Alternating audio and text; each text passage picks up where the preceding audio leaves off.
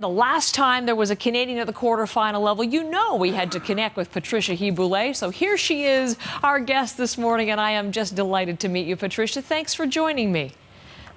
Thanks for having me. Fun to look at the archives, I bet, to see back to 1992 for you.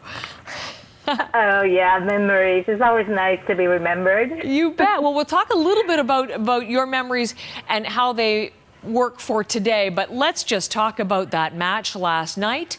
I know you were watching every single point and every single shot. What were your thoughts overall on the game? Well, I know, like, Bianca in that first set, she was tight. She was flat to me right off the bat.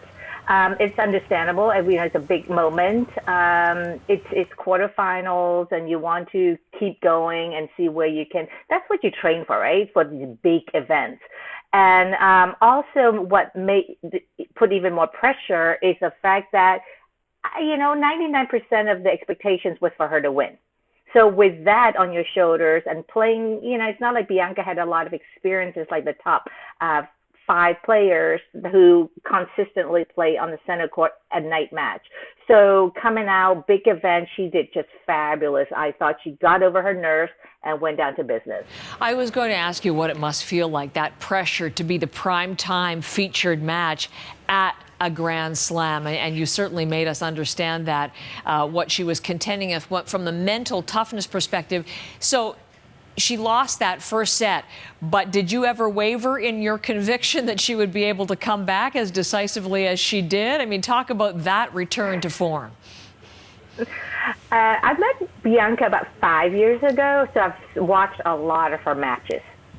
So the one thing, as a coach, you teach a ground strokes, movement, and all that. There's really one thing that you cannot teach is the inner drive. Right? Just somehow dig deep when things are not going well, to somehow find your way out from the darkness. And I've seen Bianca done that a lot of times. So last night, there's certain triggers that I see that she's going to come out of it or don't. But you know what? This year she's had tremendous time this year with her tennis, putting her injuries aside.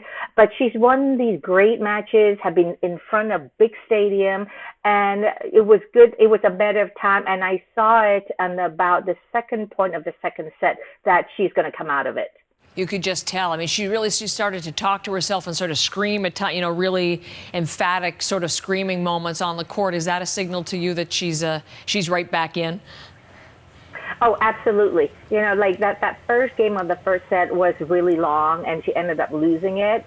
That sort of was, going into the match of the first game, you got that jitter anyway. Yes. And so when she didn't win that, she was 40-15 up, I believe, in that first game of the first set. And she didn't win that. So that sort of like suppressed her feelings and got her probably a little more nervous, even more nervous, because she wasn't playing her best. And then after a while, she just decided to just get her act together, and and she started swinging on the court. And that's when I knew that she was going to come out. And then on top of that, with some screaming, just a let out to just let everything go and be herself and enjoy the moment. We'll watch for those signs when we watch her tonight, using your insight, and then we'll feel confident when we see that side of her play. I should make it clear. You said you've known her for 5 years. You've known her very well because one of your children has been a doubles partner, correct? We have some pictures of that. So they've played together as juniors and on through, have they? Absolutely. We moved back to Canada in 2015, and that's when we got to know Bianca. My daughter and Bianca are the same age, so they were training under the Tennis Canada and traveled together and played a lot of the ITF, international tennis tournaments together, and played the nationals 18s and won the doubles in Mississauga. Isn't that fantastic? Because the world is discovering her. It's really interesting to watch the tennis experts talking about her and her game and her potential. You've seen that from an earlier age. She's only 19, but you've obviously known her much younger than that. What are you seeing now that you first experienced or have experienced with an even younger Bianca? Well, I tell you, when I was just getting to know Bianca, I was learning about how she plays, how she reacts on the court. She caught my attention at the National 16s when she was 15 at the time. Ironically, she did not do well there. She just won a couple of matches, and however, she got my attention in the entire draw because of her anticipation. At that age, it's very rare that she was taught well.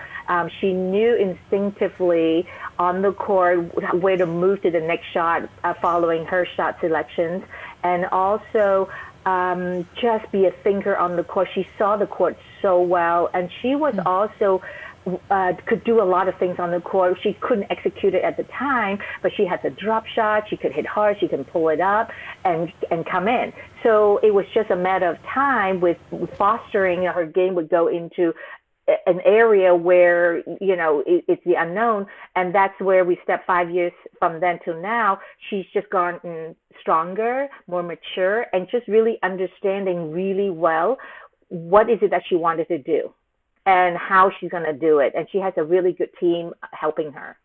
Yes. So what you noticed then is exactly what I heard last night. Some of the greatest ever, Chris Evert, Pam Shriver, John McEnroe, they were all saying the same thing of her game right now. And there are pieces in the New York Times which are just glowing in terms of the range of her game and her potential. They say she's a potential #1. What do you think, Patricia?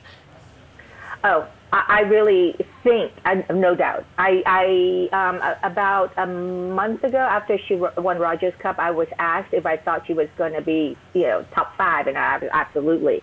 And what gives that her strength is that she knows she works hard mentally.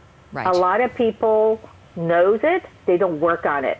When I first met Bianca 5 years ago, you go into the place on Bianca and my daughter started playing on the pro circuit, and you go into the players' lounge, and usually players are watching TV, snacking or getting ready, whatnot. Bianca was the only player sitting on a couch with a book. So she is an old soul. She loved to read. And to me, reading is a big ticket to the learning part. And I've seen her revolve around the things over time, how mentally she's gotten even tougher. And that's really, really a big ticket for anybody at that level. So that is really interesting. Thank you for sharing your remembrances and also your experiences at having been there under the bright lights of the U.S. Open and what it's been like for her to play there these many years after your moments. Thanks a lot, Patricia. Appreciate it. We'll be watching tonight, as you will, I'm sure. And again, thanks for being with me. Patricia Hy-Boulis, who was the last Canadian woman to be at the quarterfinal level at the U.S. Open from back in 1992.